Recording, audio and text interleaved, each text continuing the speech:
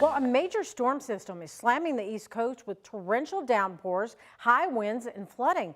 Power outages are affecting more than 250,000 customers.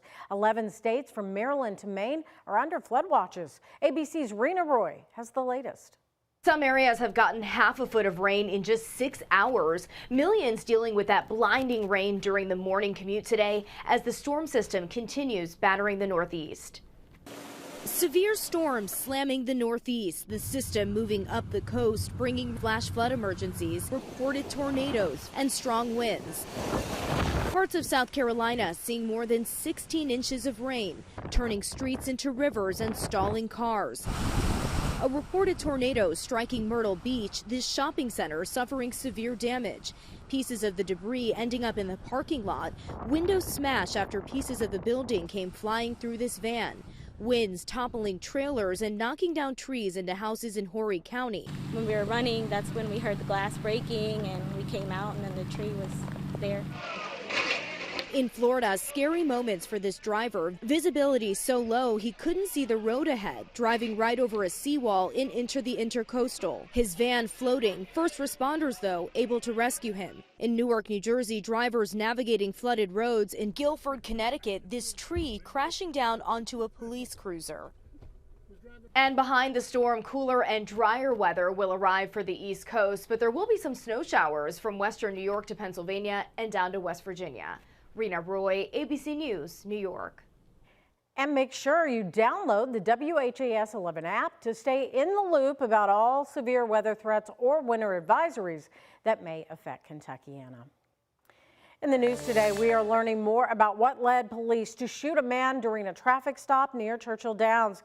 It comes as he was supposed to make his first court appearance, but did not make it because he's still in the hospital. An arrest citation shows police first saw Marvin Smith at a gas station on Berry Boulevard tying off clear plastic baggies. Now, police say when they tried to stop him, he ran off and pointed his gun at them, and the citation said one of the officers was heard at least 15 times calling for Smith to drop his gun before shooting him. Police say Smith had meth, cocaine, marijuana, fentanyl on him at the time of the arrest. He is currently facing a number of charges, including wanton endangerment of a police officer, fleeing and evading, and trafficking in a controlled substance.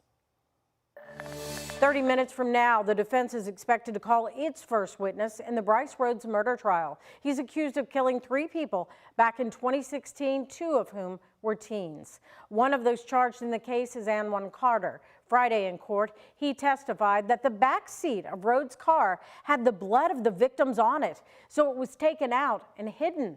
The defense argued LMPD officers mishandled that evidence in the case, including that back seat. You remembered going to the dumpster, and in that dumpster, do you remember recovering the seat there? That's what I stated to the person I'm interviewing. But I do not recall that, but I'm reading the transcript. You had told the grand jury that you had a back seat. Mm-hmm. You told this court, I'm going to bring the back seat up to the courtroom, Judge. Prosecutors say Rhodes killed 14-year-old Larry Ordway and 16-year-old Maurice Gordon after they saw him shoot and kill 40-year-old Christopher Jones. Court is expected to resume at 12:30 this afternoon. Officials anticipate that the defense will wrap up its case by Friday. We now know the name of a woman who died in a car crash Saturday night. Indiana State Police say alcohol does appear to be a factor in the deadly crash in Corydon. Police say a trooper saw a Suburban run a stop sign at State Road and Water Street. The trooper tried to make a traffic stop, but the 27-year-old Sierra Rose Baylor kept going before hitting a tree. ISP says Baylor was ejected from the SUV and died at that scene. 7 people, including a firefighter, were hurt Saturday in an apartment fire at 8th and Crestview Court in Jeffersonville. Firefighters got the call just after 2 p.m. saying that there were people who needed to be rescued in an apartment directly above the fire. One person broke their leg when they jumped out of a second-floor window.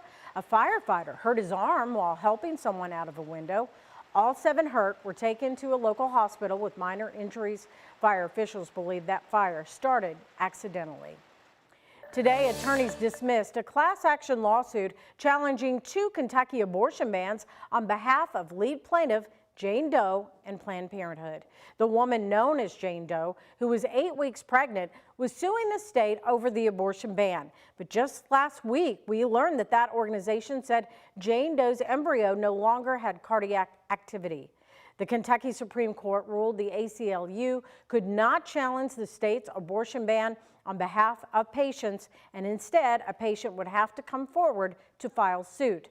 That's where Jane Doe came in, saying the government is interfering in my private matters. Today, the ACLU wrote in a statement saying, quote, "We won't stop fighting. We will continue to use every tool in our toolbox to restore the right to abortion for every person in Kentucky." Today, family members and LMPD officers held a memorial service today for fallen LMPD officer Zach Cottingem. It's been 2 years since he was killed in the line of duty. Officer Cottingem went to go check on an abandoned car on the side of I-64 when a driver hit him. Nearly 300 cars lined Cave Hill Cemetery for his funeral, and around 900 people attended. Now a sign stands on the side of I-64 in his honor.